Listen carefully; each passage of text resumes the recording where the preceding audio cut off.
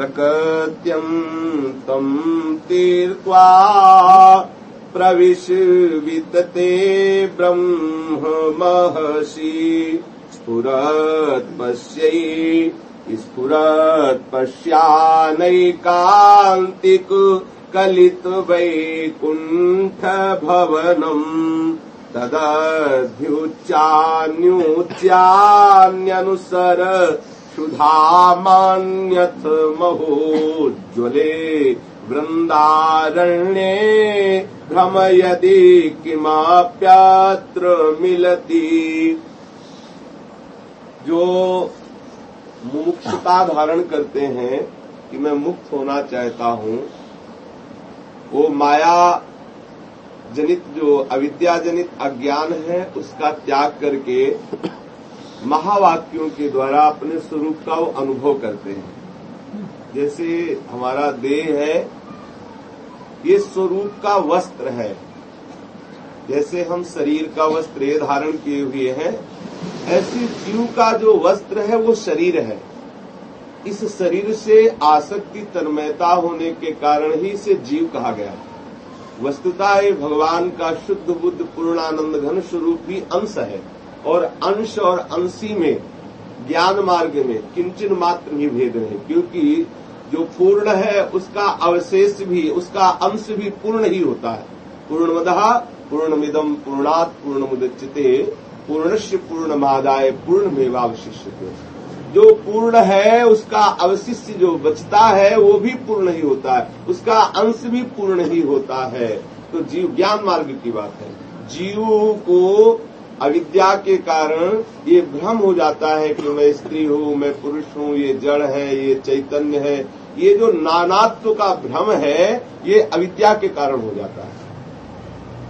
गुरुजनों के चरणों की उपासना करके, गुरुजनों के कृपा प्रसाद से जब साधक ये जान पाता है कि जीव तो साक्षात आत्मस्वरूप है, ब्रह्म स्वरूप है, तो निर्वाण पद को प्राप्त हो जाता है। लेकिन बहुत कठिन है। ज्ञान मार्ग में इस निर्वाण पद को प्राप्त करना बहुत कठिन है। जो निर्विघ्न पंथ निर्वाही सो कैवल्य परम पद लहाई। ये बड़ा विघ्न युक्त मार्ग है ज्ञान का। ज्ञान की जो मार्ग की शैली है बड़ी कठिन है, क्योंकि देह और इंद्रियों से पूर्ण संबंध हटा लेना ये बहुत बड़ी कृपा का स्वरूप है। हम सब देह और इंद्रियों में इतने आसक्त हो चुके हैं कि अगर हम कोई धर्म करते हैं, साधु सेवा करते हैं या भगवत आराधन करते हैं, तो वो मात्र इसीलिए कि हमारे देह सुख बढ़े। आप विचार करके देखिए, अगर आप कोई भंडारा करते हैं, कोई साधु सेवा करते हैं, कोई 2-4 माला घुमा लेते हैं, थोड़े ठाकुर को आरती कर देते हैं, पूजा कर देते हैं, भोग लगा देते हैं, इसका उद्देश्य क्या है? क्रिया तो बहुत सुंदर हो रही, उद्देश्य क्या? उद्देश्य देखिए हृदय में झांक करके। यदि उद्देश्य नाशवान संसार के सुखों की प्राप्ति है, विशेष लाभ की बात नहीं है। विशेष, क्योंकि देहासक्ति से युक्त होकर ये सब हो रहा है। बहुत कृपा से ही देह का त्याग हो पाता है। देह में रहते हुए देह का त्याग हो, जो ममत्व है, जो अहम है देह का, ये बहुत कठिन त्याग होना है। बहुत ऊंचाई तक साधना करने पर भी अगर कंचन कामिनी आदि सुखों का त्याग हो जाता है तो मान बड़ाई का त्याग होना बड़ा कठिन होता है। बहुत कठिन, मान बड़ाई का त्याग करना बहुत कठिन होता है। बड़े बड़े संत जनों के अंदर भी ईर्ष्या देखी गई इस मान बड़ाई में। बड़े बड़े जो लाखों को उपदेश करते हैं, उनके हृदय में भी मान बड़ाई के कारण ईर्ष्या देखी गई कि मान बड़ाई भगवत विमुक्ता के लिए बहुत पावरफुल शक्ति है। ये देह अभिमान ही हमें बंधन में डाले हुए है। तो जो साधक ज्ञान मार्ग के द्वारा इस देहाध्यास का नाश करके और अपने स्वरूप में स्थित हो जाता है, उसे ब्रह्म पद कहते हैं, उसे जीवन मुक्ति कहते हैं। ऐसी करोड़ों जीवन मुक्तियां, करोड़ों जीवन मुक्तियां प्रियालाल की एक झांकी पे महान प्रेमी जन बलिहार करते हैं। जो मोक्ष पद है, जो ब्रह्म ज्योति है, वो क्या है? हमारे यहाँ रसिक जनों ने बताया, हमारी श्री प्रियालाल के नक्ष चंद्रमणि की जो छटा है, जो तेज है, तेजो रूप निकुंज एव कलयन नेत्रादि पिंड स्थितम, जो तेजा स्वरूप कैसा तेज है। अब उदाहरण में कहा जाता है, बोले करोड़ों सूर्यों को भी मंद कर दे, ऐसा श्री लालजू के चरणारविंद की नख चंद्रमणि छटा का प्रकाश है। और करोड़ों चंद्रमाओं की शीतलता को भी जो हे बना दे, ऐसी सी प्यारी जू के नख चंद्रमणि छटा का प्रकाश है। पर ये करोड़ों की संख्याओं में भी अगर हम जो बोल रहे हैं, ये अल्पज्ञता ही है।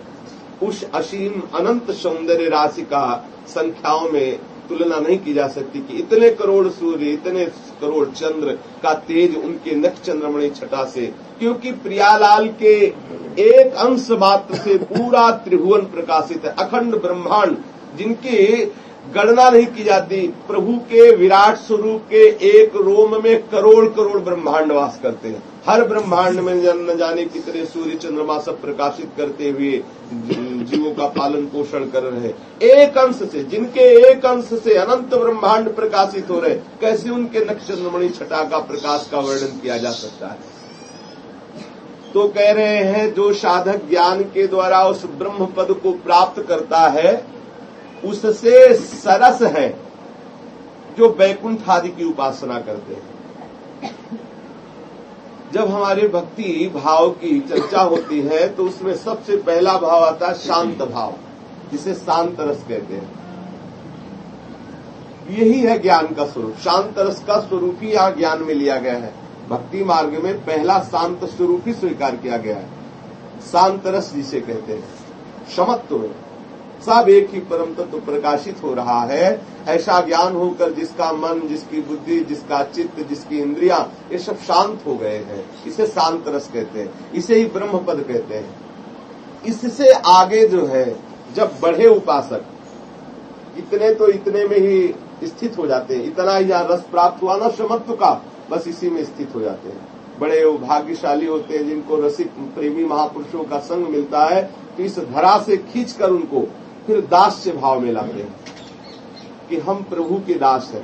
रामकृष्ण आदि ठाकुर जी के जो अवतार हुए हैं, इनकी उपासना में साकेत वैकुंठ आदि जो परम धाम है, ये उनका लक्ष्य होते हैं। बोले इन ज्ञानी जनों से सरस है, ज्ञानी जनों से ये महत्व भाव को प्राप्त है, क्योंकि इनमें इष्ट का स्नेह प्रकट रूप से व्याप्त है। दास्य भाव में, सख्य भाव में, वात्सल्य भाव में जो रस प्राप्त होता है, ये उत्तरोत्तर श्रेष्ठ है। इससे भी श्रेष्ठ है कांत भाव, श्रृंगार रस। श्रृंगार रस का जो परम धाम स्वरूप है, वो ब्रज वृंदावन धाम है, जहां श्री गोपी जनों का श्री कृष्ण के साथ नित्य लीला रास होता है, जहां नित्य विहार होता है गोपी जनों का, वो श्रीधाम वृंदावन है। उस वृंदावन धाम से भी सर्वोपरि रहस्यमय श्रीधाम वृंदावन, जिसमें समस्त सहचरियों के मध्य में श्यामा श्याम नित्य रास विलास करते हैं, वो सर्वोपरि श्रीधाम वृंदावन है। जैसे घर का दरवाजा, दरवाजे के बाद फिर आंगन, और आंगन के बाद फिर शयन गृह, ऐसे ये जो निवृत्त निकुंज है, ये अति रहस्यमय श्रीधाम वृंदावन है। बोले महाप्रेम धाम, महा उन्मादकारी ये धाम है। इस श्रीधाम वृंदावन में जो वास करता है, ये जिस आप धाम में बैठे हुए हो, इसका जो विस्तृत स्वरूप है, वो सब गिरिराज जी और जितना भी है ब्रजमंडल, ये सब वृंदावन के अंतर्गत ही आता है, क्योंकि विशद वृंदावन है, जहाँ श्री लाल जी गौएं चराते हैं, सखाओं के साथ खेलते हैं। रहस्यमय वृंदावन, निवृत्त निकुंज वृंदावन, जहाँ न गौओं का प्रवेश है, न ग्वालों का प्रवेश है, न नंद बाबा का प्रवेश है, न वृषभान जी का प्रवेश है, जहाँ श्री नंद नंदन वृषभान नंदिनी अपनी अनंत सहचरियों के मध्य में नित्य लीला परायण है, वो श्रीधाम वृंदावन। बोले ये सर्वोच्च धाम है, ये सर्वोच्च रस है।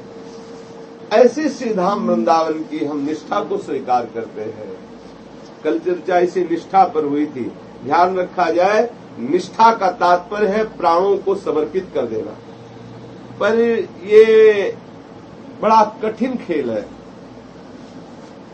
अपने प्राणों का ममत्व त्याग करके भगवत आराधन जो कर रहा है, उसे ही भगवत साक्षात्कार रूपी प्रसाद प्राप्त होता है। जो लोक मर्यादा, लोकों के विषय, लोकों की बड़ाई, इन सब में अपने चित्त को लगा करके साधना करना चाहता है तो बहुत समय लगेगा। जब आपका सुकृत एकत्रित होगा तब किसी महापुरुष का सानिध्य प्राप्त होगा और महापुरुष के सानिध्य से इन सब से वैराग्य होगा, तब जाकर के कहीं बात आएगी। अगर हम श्रीधाम वृंदावन का निष्ठापूर्वक आश्रय ले ले तो ये वो सर्वोच्च धाम है जिसकी तुलना में वैकुंठ आदि लोक भी लघु हो जाते हैं। ऐसे श्रीधाम वृंदावन में मात्र वास करने से महाप्रेम की उपलब्धि हो जाती है। निष्ठापूर्वक देखो, निष्ठा में सारा चमत्कार है। मीरा जी को प्रसाद कह के, चरणामृत कह के विष दिया गया, उन्होंने निष्ठापूर्वक पिया तो विष भी अमृत का कार्य कर गया और तेज बढ़ गया और स्फूर्ति बढ़ गई और पूरी रात गिरधर के सामने नाचती रही, गाती रही। प्रसाद निष्ठा, चरणामृत निष्ठा, नाम निष्ठा, गुरु निष्ठा, भक्ति निष्ठा, धाम निष्ठा, निष्ठा से ही चमत्कार प्रकट होता है। जो नियम निष्ठा ले, जो धाम निष्ठा ले, उसको निर्वाह करने के लिए पहले सोच ले कि हमको प्राणों की बाजी लगानी पड़ेगी, हमें प्राण समर्पण करना पड़ेगा। सी हमारे यहाँ नागरीदास जी ने एक भजन गाया है, उन्होंने कहा है, बड़ो ही कठिन है भजन धिक ढरिबो। बोले इस प्रेम मार्ग के भजन में अभी हम लोग भजन नहीं करते, जैसा आप समझ रहे हो कि माला चला लिया, 10-15 माला हो गई, थोड़ा सा खान पान और सब। भजन में ऐसी व्याकुलता पैदा होती है जैसी थोड़े से इशारे से, बोले जैसे कामी नारी प्यारी जी, जैसे कामी पुरुष को जब कोवा मदांधो, बोलो मदन प्रियो, कौन अंधों में अंधा, बोले जिसके हृदय में काम सवार, उसको कुछ नहीं सुनाई देता, दिन है कि रात है, भीड़ है कि नहीं। ऐसा दर्शन हुआ भी है, ऐसा दर्शन हुआ। 4 बजे दर्शन कर ले, किसी कारण से हम जा रहे थे तो सने बिहारी के बीच रोड में हमने दृश्य, पूरी भीड़ चल रही और दृश्य, तो अपने तो जहां दिमाग है वही देखेंगे, जे भी देखा तो खड़े हो गए, बस निहारने लगे। 1 मिनट बड़ा आनंद का अनुभव हुआ कि वाह, ये देखो प्रेम की महिमा। हम तो उस प्रेम तत्व को देख रहे, देखो ये प्रेम की महिमा। ना दिन दिखाई दे रहा है, ना बाजार दिखाई दे रही है, ना भीड़ दिखाई दे रहा है, मात्र अपना लक्ष्य दिखाई दे रहा है। एक कोई माई किसी अपने मित्र से मिलने जा रही थी, तो कोई नमाज पढ़ रहे थे फकीर जी, तो उसको होश ही नहीं रहा, उनके चादर में पैर रखा, उनकी पीठ पे पैर रखा, निकल गई। और जो अपने प्रीतम से मिलकर वापस आई तो अकड़ में खड़े थे। उनका क्योरी तुझे दिखाई नहीं दिया? बोले क्या? बोले मैं आपको देख ही नहीं रही थी। बोले हम ये बात इसलिए पूछ रहे हैं कि तूने मेरे पीठ पर पैर रखा और पैर रख के निकल गई, तुझे पता नहीं चला? कहाँ गई थी? बोले अपने प्रीतम से मिलने गई थी। बोले तू क्या कर रहा था? बोले खुदा की बंदगी कर रहा था। बोले एक नासवान प्रीतम से मिलने गई तो तू इतना बड़ा मुझे नहीं दिखाई दिया, और तू खुदा की बंदगी कर रहा था, तुझे मेरा पैर रखते दिखाई दिया?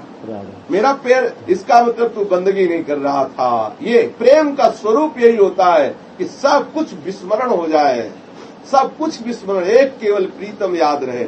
इस मार्ग में देखो, अन्य साधनाओं के मार्ग में जाना है तो भी अपने जीवन की बाजी लगानी पड़ी, पर प्रेम में ये तो बहुत ही कठिन मार्ग है प्रेम का। चढ़िके मोम तुरंग पर, उसे मैन का है, चढ़िके मैन तुरंग पर चलिबो पावक माई, प्रेम पंथ अति कठिन है सबको निभात नाई।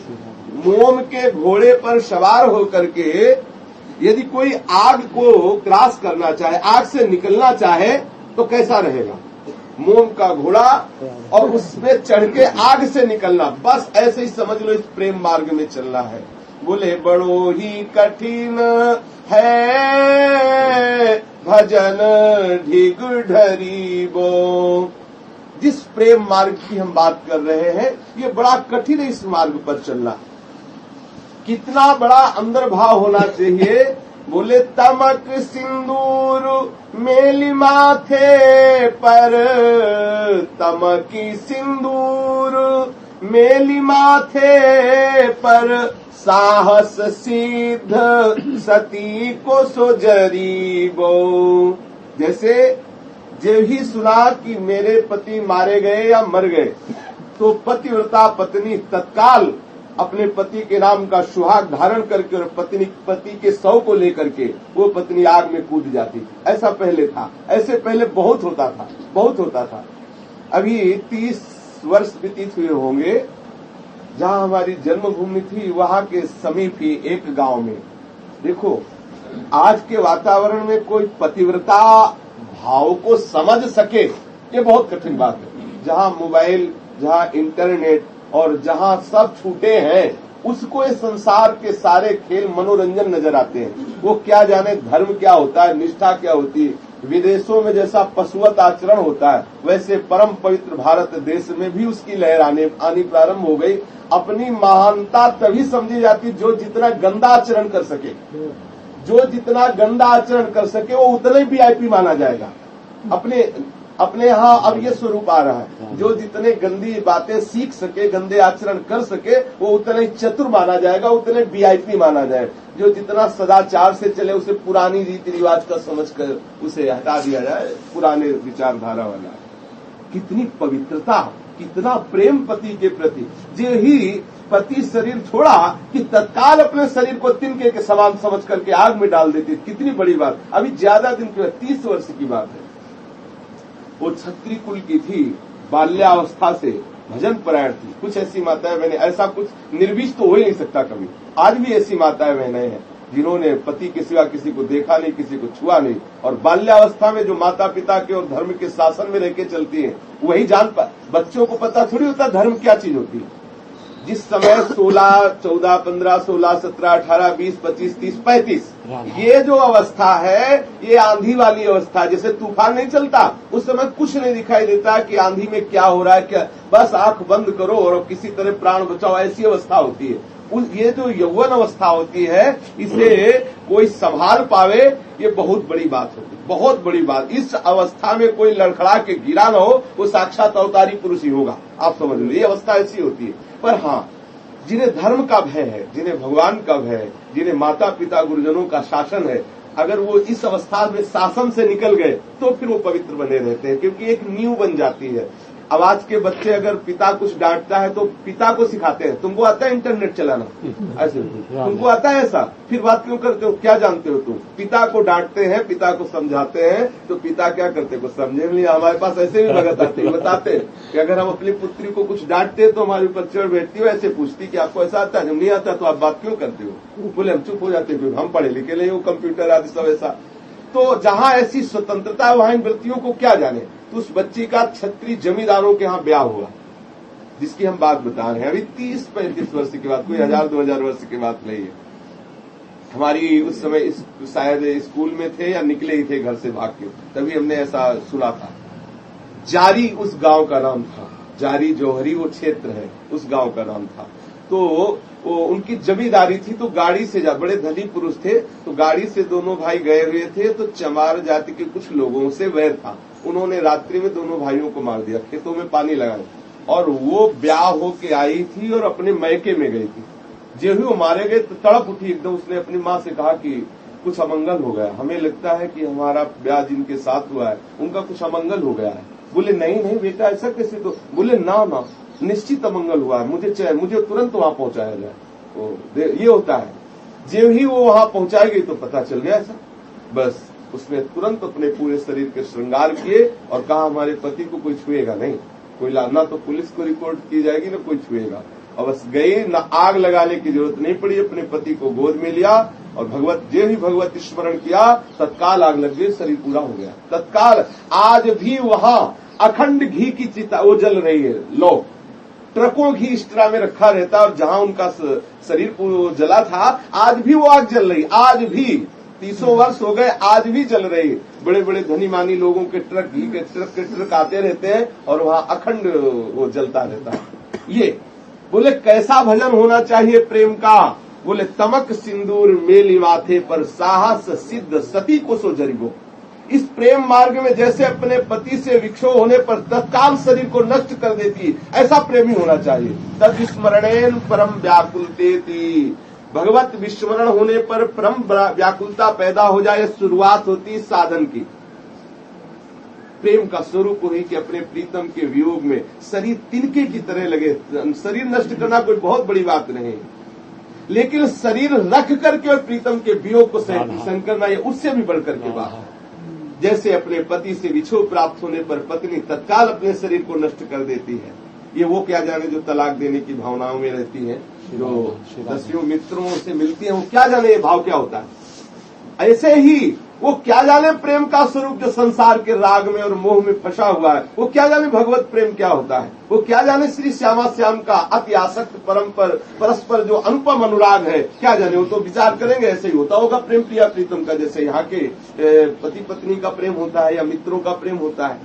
हमारी बुद्धि बहुत छोटी है, ऐसी सोच है, तो कैसे उस प्रेम को जान सकते हैं। उस प्रेम प्राप्त करने के लिए दूसरा उदाहरण दे रहे हैं, बोले रण के चाय घायल जो घूमे, मुरैल गरूर सूर को सो लरिवो। जैसे जो बलवान योद्धा होते हैं और अपने देश की रक्षा के लड़ने के लिए युद्ध में जाते हैं, तो उनके जब शरीरों पर घाव होता है तो उनको आवेश आता है। कायरों को तो ये देख करके पीठ दिखा के भाग जाने का मन होता है, लेकिन जो सूरवीर होते हैं, जब उनको शूल लगते हैं, अस्त्र लगते हैं और घाव शरीर में होता है, जब वो खून देखते हैं, तब उनके और गर्मी बढ़ती, और चाव बढ़ता है युद्ध का। ललकार ललकार करके मारने के लिए आगे बढ़ जाते हैं। बोले ऐसा प्रेमी जब ऐसा प्रेम मार्ग में चलने के लिए तैयार होगा, क्या रोज अपमान हो रहा है, रोज निंदा हो रही, रोज विविध प्रकार की प्रतिकूलताएं आ रही, लेकिन उपासक नवीन उत्साह से युक्त है। आज ये अपमान हुआ, कल वो निंदा हुई, परसों वो हुआ, लेकिन वो नवीन उत्साह, कभी घबराता नहीं, कभी पीछे लौटना नहीं, आगे बढ़ना। ऐसा पुरुष प्रेम मार्ग में जा सकता है। नागरी दास सुगम जिन जानो, श्री हरिवंश पंथ पग धरिबो, बड़ो ही कठिन है भजन धिग ढरिबो। बोले ये जो श्री वृंदावन धाम में सहचरियों के मध्य में श्यामा श्याम विराजमान है, इस प्रेम को प्राप्त करना बड़ा ही कठिन है। इसे तुम आप सहज मत जानो कि ऐसे ही ऐसे खाते पीते ऐसे सहज मिल जाएगा। तो बोले आप तो कह रहे मिल जाएगा तब जब वृंदावन धाम की निष्ठा ले लो कि मैं धाम से कभी बाहर नहीं जाऊंगा, मैंने अपने जीवन को वृंदावन धाम को समर्पित कर दिया, तो यहाँ रहते हुए बिना भजन करते हुए प्रेम प्राप्त हो जाएगा। बिना भजन करते हुए, ये धाम की अद्भुत महिमा। कह रहे हैं भजन न होई खेल खिलौना। नागरीदास जी बरसाने में रहते थे, बड़े महान भजनानंदी संत हुए हैं। बोले भजन ये कोई खेल खिलौना नहीं है। भजन न होई खेल खिलौना, को काचे डोरे सो बांधी, खिलावत प्रबल सिंह को छोना। ये जो प्रेम का भजन है, बोले खेल खिलौना नहीं है।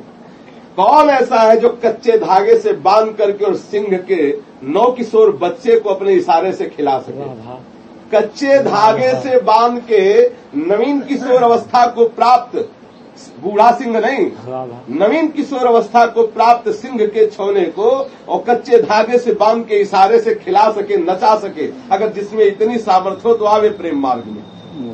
बोले ऐसा एक प्रेम मार्ग कठिन है। मन को देखो, अब इसका रहस्य है कि जब हम प्रेम मार्ग में चलते हैं,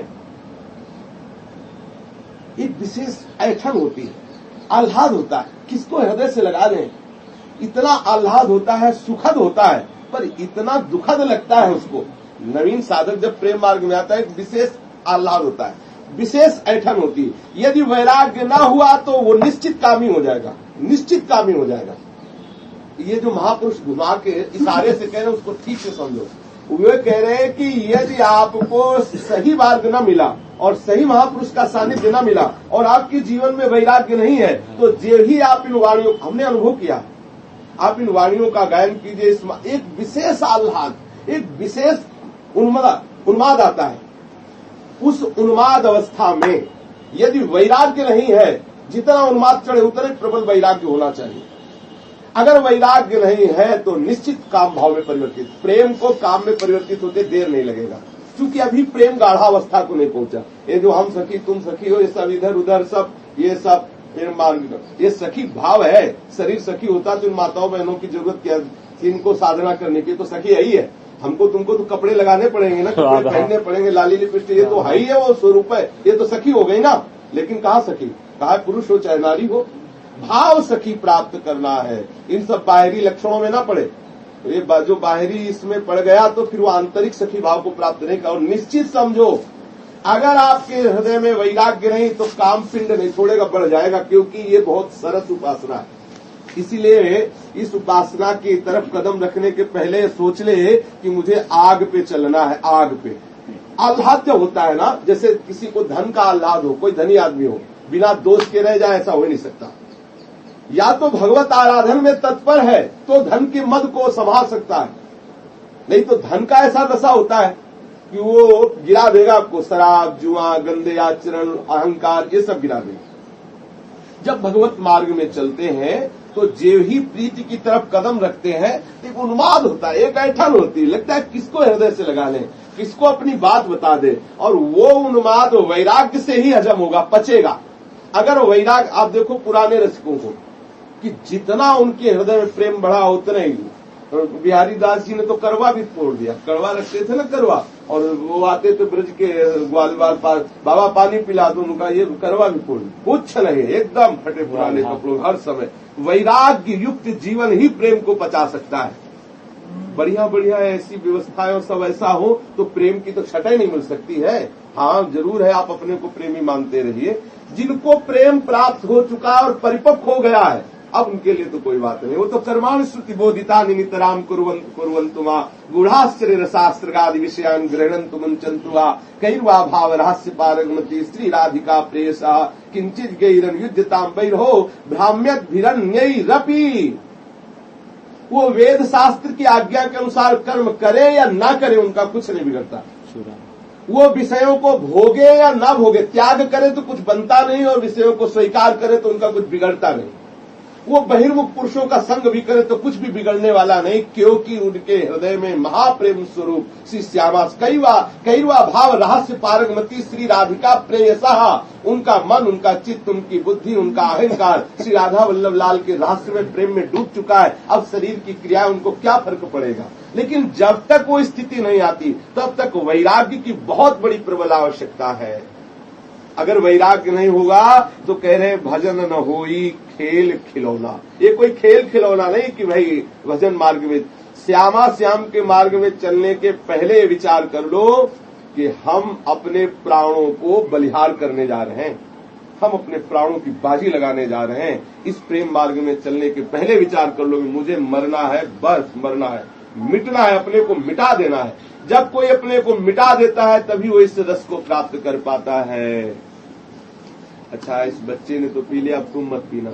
अब कोई यहाँ ये बच्चा है, कोई बात नहीं, अब एक खान पान है, जितनी देर बैठो एकाग्र होकर के बैठो, शांति से बैठो। हमारी भाषा समझ में आ गई, समझ गए। जब यहाँ कोई खान पान बच्चा, कोई बात नहीं, फिर ऐसा आजकल होता है ना कि लोग रखते हैं बोतल, एक मिनट में एक मिनट में पानी पे। शरीर का ही पोषण करते होगे तो आत्म स्वरूप का पोषण कैसे जान पाओगे। शरीर कम से कम सत्संग में ठाकुर जी के सामने मंदिर में जब पहुंचे सब बंद करो, तो मर तो नहीं जाओगे ना उतने मिनटों में। बहुत शरीर को पोषण करने से जो अविद्या है और वृद्धि को प्राप्त होती है।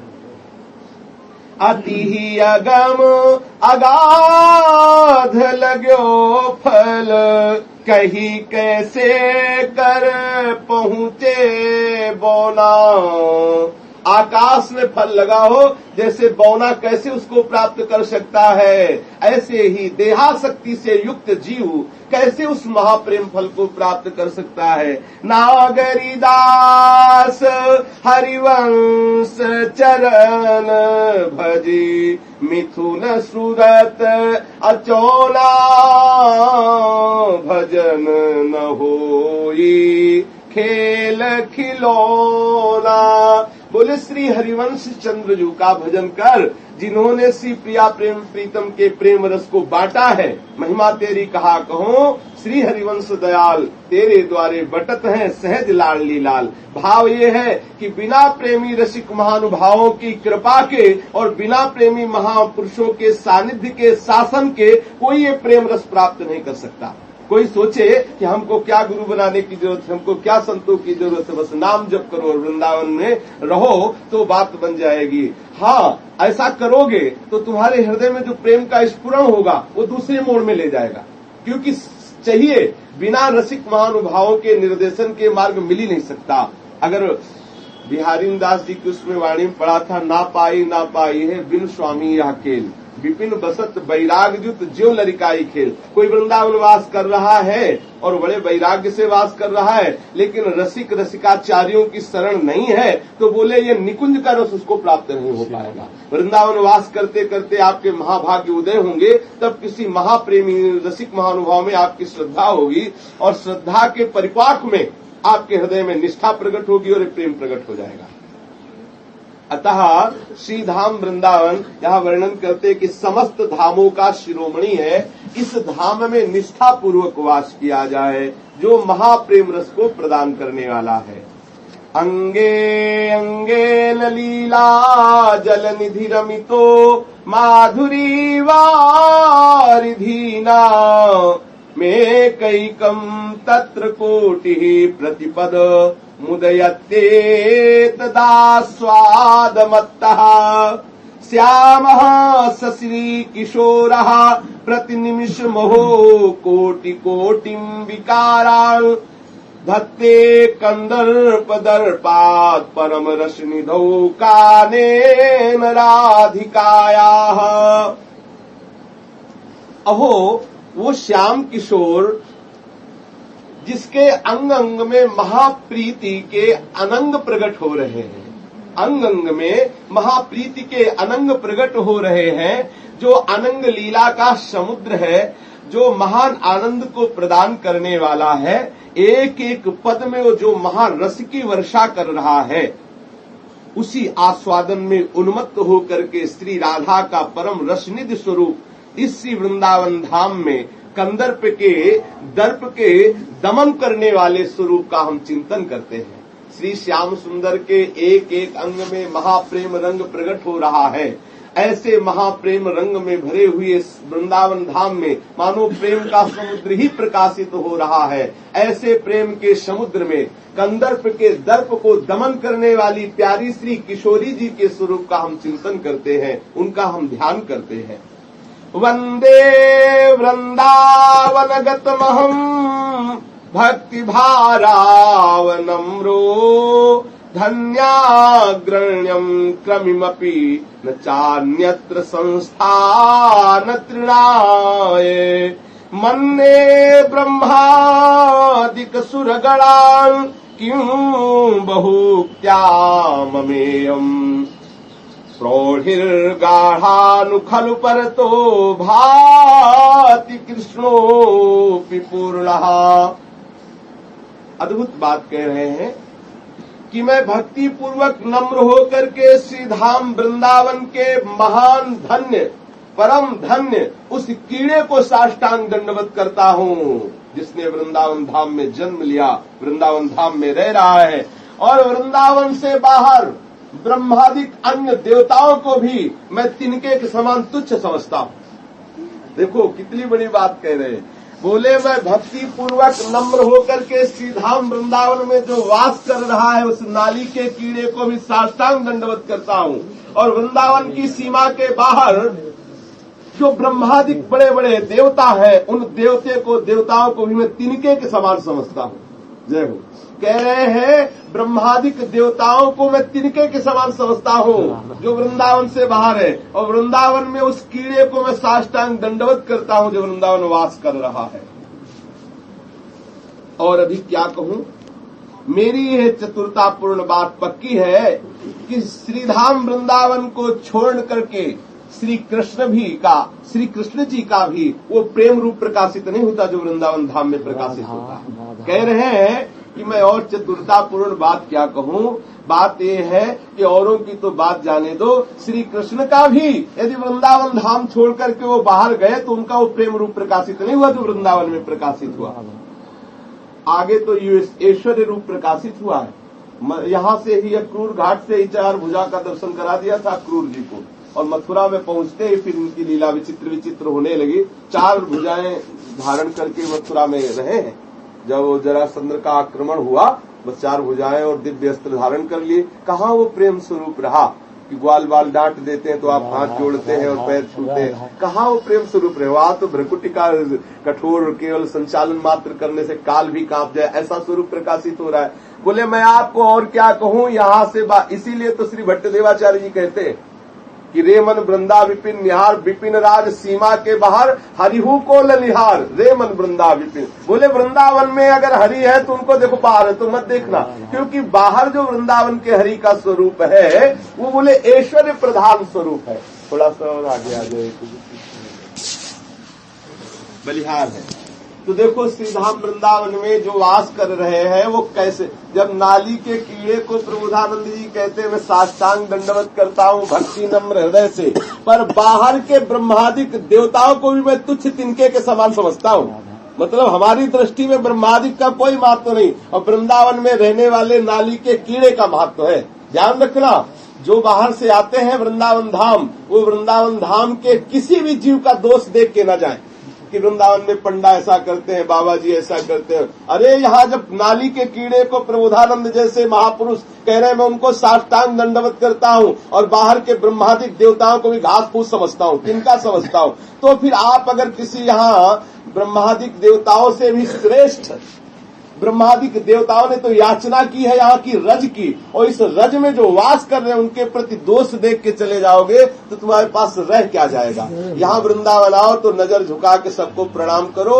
अगर वृंदावन वास करना है तब तो हम छूट देते हैं। तुम देखो दोष कितना देखोगे, इतना पिटोगे कि अपने आप लाइन में आ जाओगे। यहाँ वृंदावन धाम की एक महिमा है। आपने यदि देखा कि आदमी बीड़ी पीता तो आपको बीड़ी पीना पड़ेगा, लिख लो कागज में, जाओ और आप इस बात का चिंतन, बड़ा दुष्ट है ये, आपके अंदर वो सारी दुष्टता आ जाएगी। यदि आप साधक होते जब झांक के देखोगे दुष्टता आ गई तो रोगे, चिल्लाओगे हे करुणा निदान बचाओ, तो अपने आप कोई महात्मा आपको उपदेश करेगा कि वृंदावन में रहना, किसी के दोष मत देखना।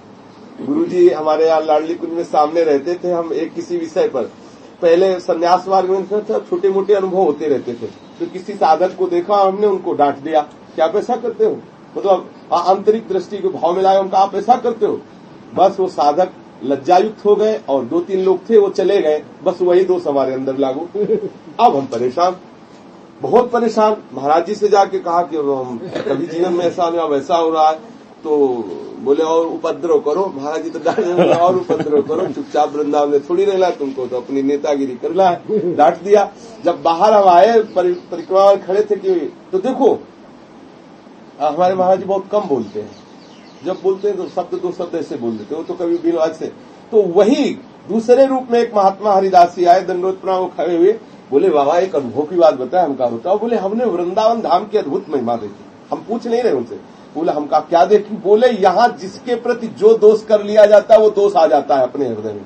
हम कहा यदि आ जाए तो क्या करना चाहिए? बोले उस जिसके प्रति देखा था ना उसको मानसिक प्रणाम करो, यदि वो आपको नजदीक मिल जाए तो जाकर उससे बताओ कि हमने आपके प्रति दोष देखा था, वो आपको डांटे या क्षमा कर दे तो आपका हृदय।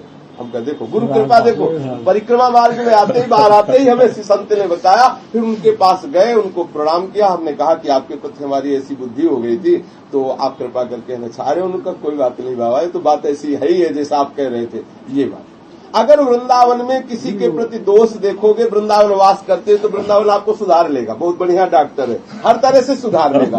अगर दोष देख के बाहर चले जाओगे तो भोग भोगने पड़ेंगे, ध्यान रखना, फिर तो दंड के अधिकारी बन जाओगे। सीधा वृंदावन में किसी भी जीव के कोई दोष मत देखो, क्योंकि ये सब प्रियालाल के प्यारे हैं और दिव्य चिदानंदमय धाम है। हमें जो दोष दिखाई देते हैं हमारे अंदर दोष होने के कारण दिखाई देते हैं। वृंदावन धाम में दोष है ही नहीं, यहाँ दोष है ही नहीं, कहते हमें तो सब दिखाई देते हैं।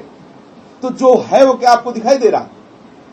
सारा जगत श्री कृष्ण का स्वरूप है, आपको दिखाई दे रहा? नहीं दिखाई दे रहा। आपके नेत्र खराब है, पक्का आपको विश्वास करना चाहिए। ये सारा जगत श्री कृष्ण ही है, ऐसा वेदों में, शास्त्रों में और संतों ने भी कहा है, लेकिन हमको नहीं दिखाई देता। इसका मतलब जो है वो नहीं दिखाई देता, जो नहीं है वो दिखाई देता। आंख खराब हो गई हमारी, हमारे नेत्र खराब हो गए, हमारी दृष्टि खराब हो गई है। तो जब हमारी दृष्टि खराब हो गई, हमको कुछ का कुछ दिखाई दे रहा है, तो सामने दोष के देखे, अपने दोष न देखे।